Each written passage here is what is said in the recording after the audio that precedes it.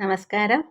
എങ്ങനെയാണ് ഒരു കുഞ്ഞിൻ്റെ സർഗാത്മകത നമ്മൾ വികസിപ്പിച്ചെടുക്കേണ്ടത്? എങ്ങനെയാണ്? കലയിലൂടെ. കല ഏതൊക്കെയാണ്? കലകൾ എന്ന് പറയുമ്പോൾ ഏതൊക്കെയാണ്?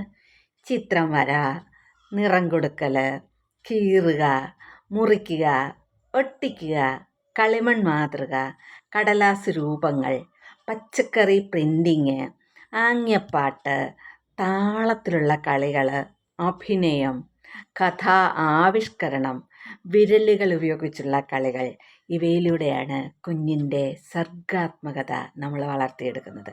എല്ലാ അമ്മമാരും അച്ഛന്മാരും അധ്യാപകരും ഇത് ശ്രദ്ധിക്കണം.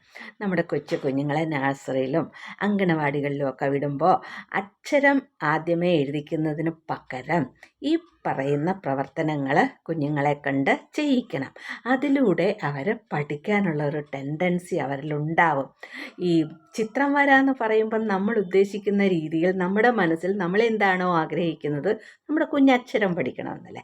അപ്പോൾ അത് വരാനായിട്ട് ആദ്യമേ തന്നെ അവൻ്റെ കുഞ്ഞി കൈ പിടിച്ച് മണ്ണിൽ ഒന്നും ഇട്ട് ഉരയ്ക്കാതെ ആ എന്നുള്ള ഒരക്ഷരം, അല്ലെങ്കിൽ റാ എന്നുള്ള അക്ഷരം, താ എന്നുള്ള അക്ഷരം, റാ താ നാ ആ, അങ്ങനെ വരാം. ആദ്യം ഒരു റാ വരച്ചിട്ട് കൊടുത്തിട്ട് അതിലോട്ട് കുറച്ച് കുഞ്ഞു കുഞ്ഞു കുഞ്ഞു പേപ്പർ കത്തിരിച്ചിട്ട് കൊടുത്തിട്ട് ആ പേപ്പറിനെ ആ റായ്ക്കകത്തിൽ വയ്ക്കാൻ പറയുക, റായ്ക്കുള്ളിൽ നിറയ്ക്കാൻ പറയുക, റായ വരച്ചിട്ടേക്കുന്ന അതോട് ചേർത്ത് വയ്ക്കാൻ പറയുക. ഭയങ്കര ഇഷ്ടമായിരിക്കും കുഞ്ഞിന്. കുറച്ച് കളർ പേപ്പറുകൾ, കുറച്ച് വലിപ്പമുള്ള കല്ലുകൾ ഒക്കെയാണെങ്കിൽ അവനത് ഭയങ്കര ഇൻട്രസ്റ്റിംഗ് ആയിട്ട് ചെയ്യും. ഇതാണ് കുഞ്ഞിൻ്റെ സർഗാത്മകത വളർത്തുവാനുള്ള ഒരു ഉദ്ദേശം. പിന്നെ ചെറിയ ചെറിയ പാട്ടുകൾ പാടിക്കൊടുക്കുക, 2 വരി 3 വരിയൊക്കെ പാട്ടുകൾ പാടിക്കൊടുക്കുക, ചെറിയ കഥകൾ പറഞ്ഞു കൊടുക്കുക. എപ്പോഴും കുഞ്ഞായിരിക്കുമ്പോൾ തന്നെ മുഖത്ത് നോക്കി സംസാരിക്കുക, ചിരിക്കുക, ആംഗ്യങ്ങൾ കാണിക്കുക, നല്ല നിറങ്ങൾ കാണിച്ചു കൊടുക്കുക. ഇങ്ങനെയൊക്കെയുള്ള കാര്യങ്ങൾ ചെറിയ പ്രായത്തിൽ തൊട്ടേ നമ്മൾ തുടങ്ങി വയ്ക്കണം. എങ്കിലേ കുഞ്ഞിൻ്റെ ഉള്ളിലുള്ള കഴിവുകളെ പുറത്തെടുക്കാനായിട്ട് കുഞ്ഞിന് കഴിയത്തുള്ളൂ. 2 വയസ്സ് വരെയാണ് കുഞ്ഞിൻ്റെ ബ്രെയിനിൻ്റെ വളർച്ച പൂർണ്ണമായിട്ടും നടക്കുന്നത്. എന്ന് വെച്ചാൽ ഒരു 75% ബ്രെയിനിൻ്റെ ഡെവലപ്മെൻറ്റ് 2 വയസ്സിനുള്ളിൽ നടക്കും. പിൽക്കാലത്ത് കൊടുക്കുന്ന ഭക്ഷണങ്ങളും പ്രവർത്തനങ്ങളും ഒക്കെ അതൊന്ന് വികസിപ്പിച്ചെടുക്കാനേ കഴിയുള്ളൂ കേട്ടോ. രൂപപ്പെടുത്തുന്നത് ഈ 2 വയസ്സിനുള്ളിലാണ്. അതുകൊണ്ട് എല്ലാവരും കാര്യം പ്രത്യേകം ശ്രദ്ധിക്കണം.